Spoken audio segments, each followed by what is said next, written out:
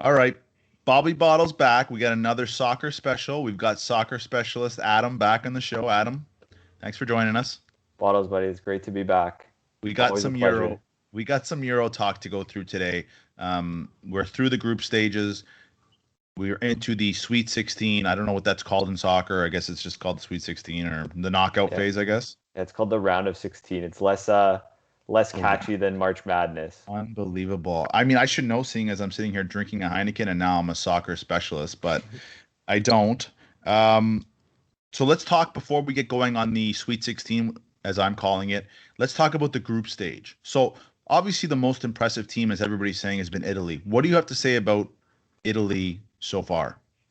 I think the last time I was on, we had a pretty lengthy discussion on Italy's midfield, and I think um, aside from the midfield and aside from how strong it is, you have Jorginho, Verratti, Barella, and Locatelli, four guys that can really all fit into the lineup and all do a great job. I think it's a testament to the coach Mancini, where you have a guy like Locatelli from Sassuolo. He's played lights out in the first two games, and now Mancini has a real question going forward who to play in the middle, whether it's him or Verratti. So I think all four of these guys are performing at a high level, and it's just a big testament to the coach. Like, this really isn't your nonno's Azzurri. Like, it's not a team that's gonna sit back and welcome pressure. It's a team that's gonna get forward. They're gonna press and they play positive attacking football. So I've been really impressed with them.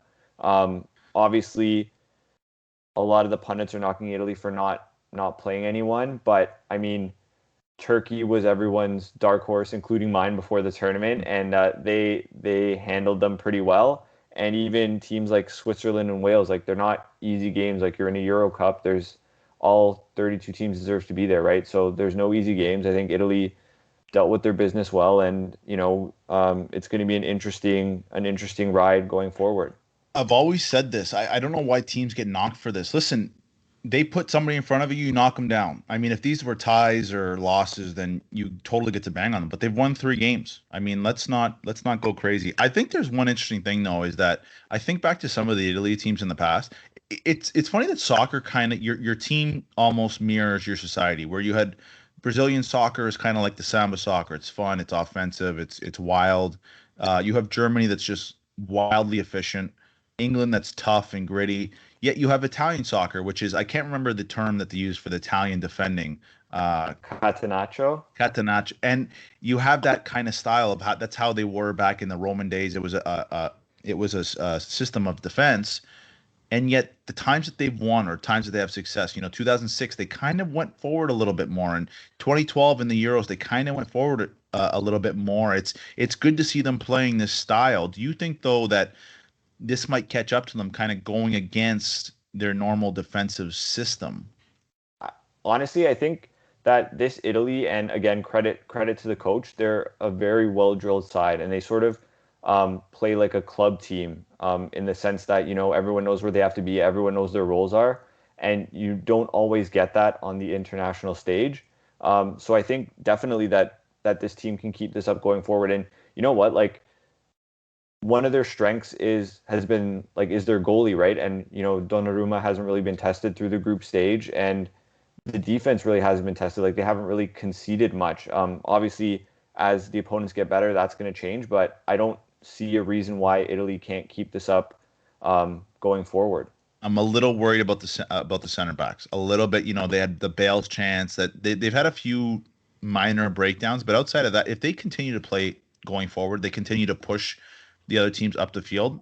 Defending is not going to be an issue for this team. The last question I have about Italy is, you had Chiesa as a breakout star. Now he hasn't basically started except the last game against Wales. Is there Where anything that where where he won the man of the match, where he went. is there anything that you think Mancini might do differently, or is there any critique you have of him so far? Because he's done a great job. The team seems really close and tight knit.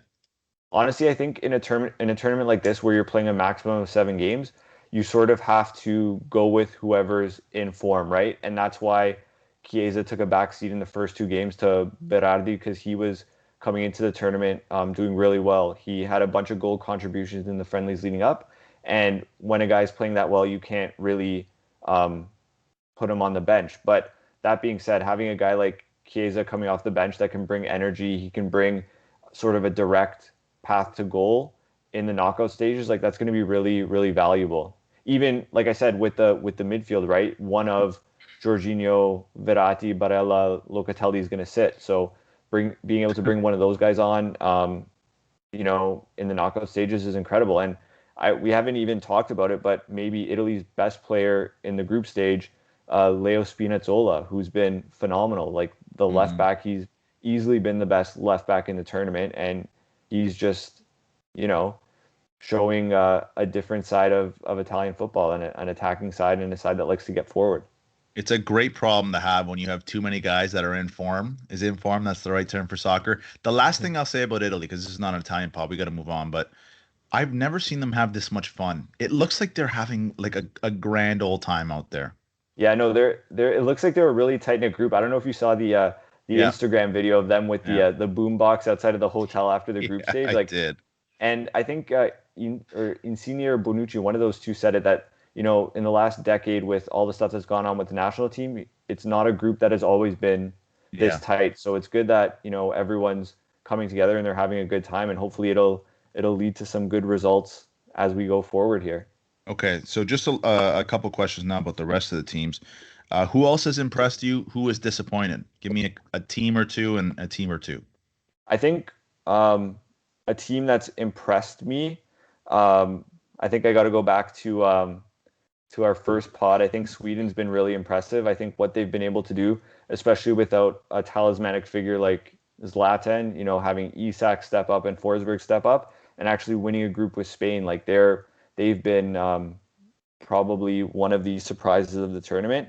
And then I also have to go with Belgium, right? Like we criticize or not criticize them, but we had asked a couple questions about their defensive solidity last pod. But I mean, when you have guys going forward like Lukaku and De Bruyne, who I think are the best tandem in the entire tournament, anything can happen. You see that where, you have a complete striker like Lukaku that can create chances, score chances, and De Bruyne, who's one of the if the not best midfielder in the world, right? So, Unbelievable, unbelievable player. and then I think if we're talking about disappointments, we have to start with England, who um, I know, I think they won two and they drew against Scotland, but none of their wins have been really impressive, we can say. So I don't think that they've impressed, but I on the other side of that, I also think they have the most room to improve. Like if this is the worst England we're going to see, then um, they have a chance to be dangerous going forward. And then another team I want to highlight as being a disappointment is Spain. And I know they won 5-0 yesterday, Hmm. and that's fine. But I think the first two games shows a couple of problems with the Spain team, where a lot of the time they're having possession just to have possession, and they're not Mhm. as direct as you would like. And then you have guys playing striker like Morata that are sort of missing chances and not capitalizing. So I think for those reasons, I would say they've been sort of my most disappointing team Okay, relative to expectations. let's move on now to the Sweet 16 now. We got two sides of the bracket. One side which looks like, Group of Death 2.0. It's just loaded with some heavy, heavy hitters. And then the other side looks a little bit weaker. So, what matchup are you looking forward to the most from the round of 16? Personally, the one I'm looking forward to the most is Belgium versus Portugal. I think that um, is, well, not easily the best game. I think England Germany is going to be a good game, but I think that's the one I'm looking forward to the most, mostly because it determines who plays Italy. But I'm Mm. excited to see. Ooh, Um, yeah, you're getting I'm ahead ex- of yourself there, eh? yeah, I should, yeah, whatever. Who It's might play Italy? Let's not might go might ahead. play Italy, could potentially play Italy or Austria. You never know. But Right. that's the one that intrigues me the most. You have um, the pair in Belgium, Lukaku and De Bruyne, and then you have Portugal, who looked like a really different team last game, sorry, when the coach started Renato Sanchez. So they looked a little bit more dynamic than they did in the first couple games. Got a result against France, so we'll see. we'll see result. that one. For me, I'm gonna weigh in here for a second. Everybody's gonna say Belgium, Portugal. I'm going with England, Germany because of what James Sharman said. England's the better team. England should win, and yet Germany's gonna win. That was what he said directly. Of like, this is just what England does. But I think that's gonna be the big matchup because whoever wins that matchup, I'm not gonna say they have an easy path, but they will be the odds-on favorite to win that side of the bracket. So I'm really interested to see that one. Any players or a group of players that have really stood out for you so far? Um, Aside from the big guys, like I don't know if you like France. You have Mbappe who scored. I don't know. He probably has the nicest collection of offside goals I've ever seen in a tournament. Like every goal, he's scoring a goal that's barely They're offside, but it's like they're phenomenal. terrifying. They are terrifying right now because they had so many goals called back. I know, and that's an important thing too. Like last game, I think I picked Benzema to win the Golden Boot of the tournament.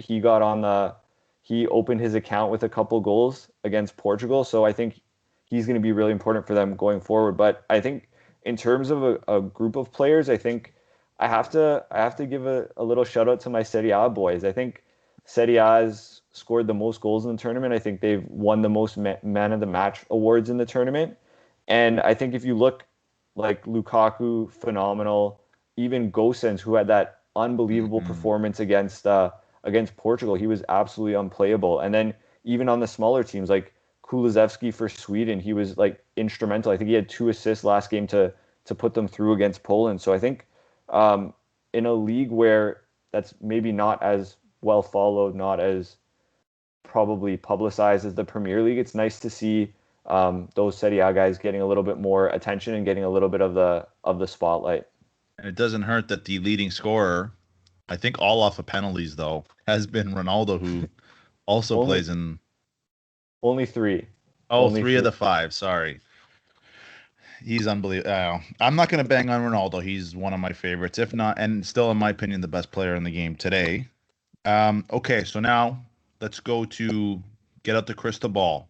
Final four. Who do we got for the final four? For me, I have Italy, Oh, France, mm-hmm. Germany, Oh, and Netherlands.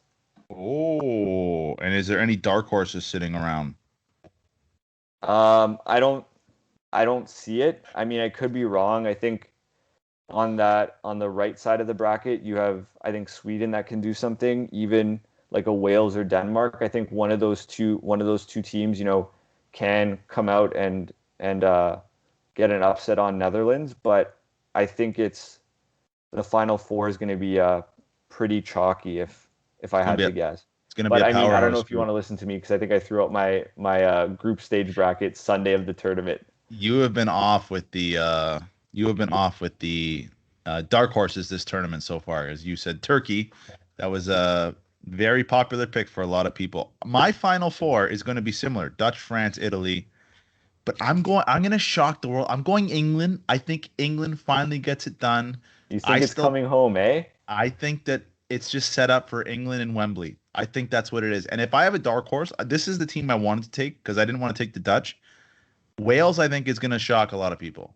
I'm going with Wales as my dark horse of maybe they sneak into that fourth spot. So Man, you can't go wrong with Wales. I think Wales has shown that they can play teams tough, and especially like we were talking offline about how the Netherlands has been good, but Depay's been amazing. They have that young kid Malin up front, but they haven't really looked too convincing. If there's right, one of the big teams that you think can maybe come out flat one day, it could be them.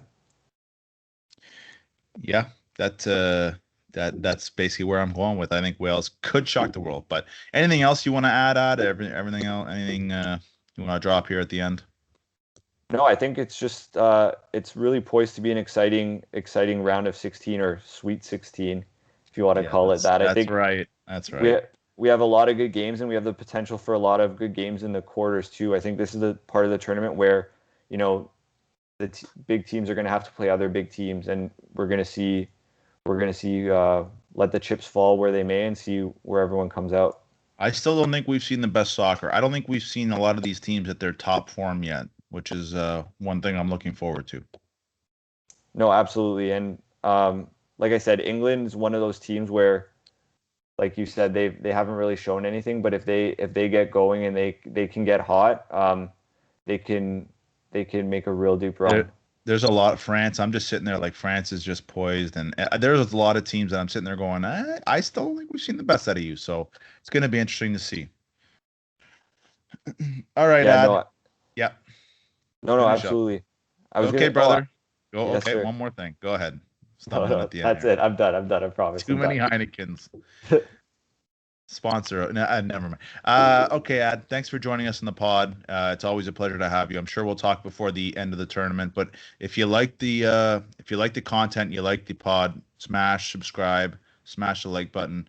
And who do you think's going to win? Who do you think's going to be the Final Four? And who have we not seen the best out of? So thanks for coming on here, Ad. Thanks, buddy. Talk to you soon.